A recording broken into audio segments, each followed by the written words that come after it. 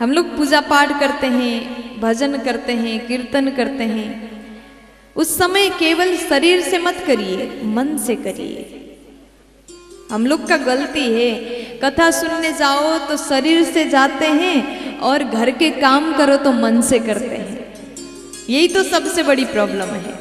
कथा में आए हैं, शरीर यहाँ है, मन कहीं और।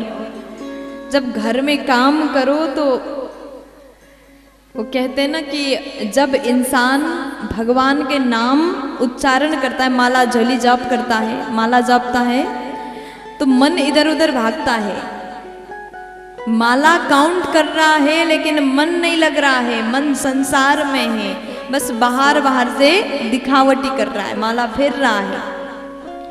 लेकिन उसी व्यक्ति को 50,000 की गिड्डी पकड़ा दो तो मन कहीं और भागेगा नहीं, एकदम ध्यान दे करके गिनेगा, एक छूट न जाए। प्यार से बोलो। ऐसा है मनुष्य का स्वभाव। मानव बड़ा चतुर है, भगवान का नाम लो गिन करके लेता, वो भी मन नहीं लगा करके, मन है इधर उधर। और कुछ कुछ लोग तो बड़े ही चतुर होते हैं, कथा में भी आए तो इधर उधर कानों में बात करते हैं। अरे आज हमारे घर में ये सब्जी बना, आज ये हुआ, उसने ये कहा, सब बातें किए। जैसे कैमरा उनकी ओर घूम जाए तो खूब भाव में डूब जाते हैं, जैसे लगता है कि इनसे बड़े भक्त तो कोई नहीं है। भजन में बातें कर रहे हैं, जैसे कैमरा चेहरा में आ जाए तो फिर ताली बजा के झूमने लग जाते। आहा, खूब आनंद आता है। ये मानव का चतुरता है। ऐसी चतुराई मत करिएगा। अगर भगवान को सच में पाना चाहते हैं, मन से, बुद्धि से, कर्म से भगवान के होकर के रहिएगा, बड़ा आनंद आएगा। गोपियां जब सब कुछ छोड़ करके गई, पति को, घर को, बच्चों को, संसार को छोड़ करके भगवान के पास में गई है, तो भगवान भी परीक्षा तो लेंगे। ये सच में आए हैं कि केवल कुछ दिन के लिए वैराग्य चढ़ा है? कभी कभी होता है इंसान को, संसार से ऐसा मन टूट जाता है, लोगों के ताने सुन करके, किसी ने डांट दिया तो मन ऐसा होता है कि ये संसार में कुछ नहीं है, सब दुख देने वाले हैं, असली साथी तो भगवान है, भगवान का भजन करता हूँ, सब छोड़ करके तीर्थ में जाते हैं। और 4 दिन हुआ नहीं, घर की याद आती है, फिर वापस आ गए, नाती पोता की याद आ गया था। इसे कहते ऐसी वैराग्य कोई असली वैराग्य नहीं, थोड़ी देर के लिए। भगवान ने सोचा ये गोपियां मेरे शरण में आई हैं, क्या ये सच में आई है, या फिर मैं अगर घर की लालच दूं तो ये वापस चली जाएंगे। परीक्षा लिया। भगवान बोले देखो गोपी, गलत कर रहे हो।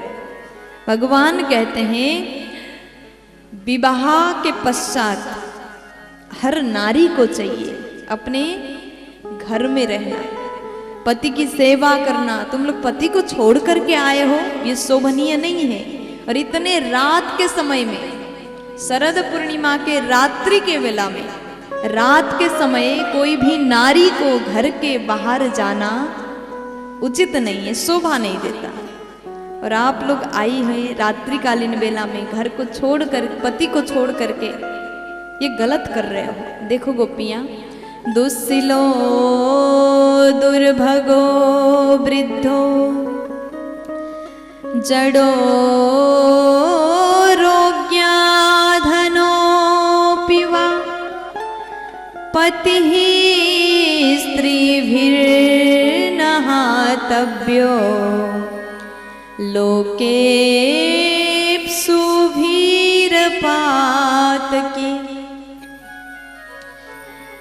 आज भगवान बोले देखो गोपियां, पति चाहे कैसा भी हो, पति की सेवा करना ही पत्नी का धर्म है।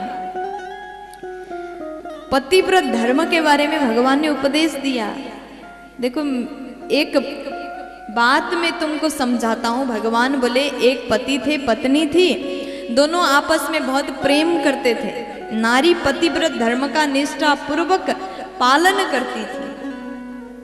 लेकिन एक दिन उसका पति बाहर गया, काम करके घर आया, थका हारा आया। उस दंपति के छोटा सा बालक था जो सही से चलते भी नहीं बनता था, चलना भी शुरू नहीं किया था, एकदम छोटा था। वो घुटना से चलते चलते आग के पास में पहुंचा। पति आए, थके हारे आए, गोद में सो गए, नींद लग गई। वो छोटा सा बच्चा आग में पहुंच गया, आग के भीतर पहुंच गया। अब वो नारी सोचती है कि अगर मैं पति को उठा दूं तो पतिव्रत धर्म भंग हो जाएगा, अगर ना जाऊं तो बालक जलने वाला है। वैसे में वो क्या करती, उसने हाथ जोड़ी, भगवान को मनाए, हे प्रभु मैं अपने धर्म का पालन कर रही हूँ, मेरे बालक की रक्षा करना आपका काम है। छोड़ दिया भगवान के ऊपर। 2 घंटे बाद पति की नींद खुली और वो नारी दौड़ करके गई, बालक को निकाला। इतने तेज अग्नि में भी बालक खेल रहा था। यानी अग्निदेव को भी पतिव्रत धर्म के सामने झुकना पड़ा। अग्नि भी शीतल हो गए, बालक को जलाया नहीं। भगवान बोले अगर नारी अपने धर्म में रहे तो उसका कोई भी बाल बांका नहीं कर सकता। पतिव्रत धर्म की महिमा आज भगवान ने बताया।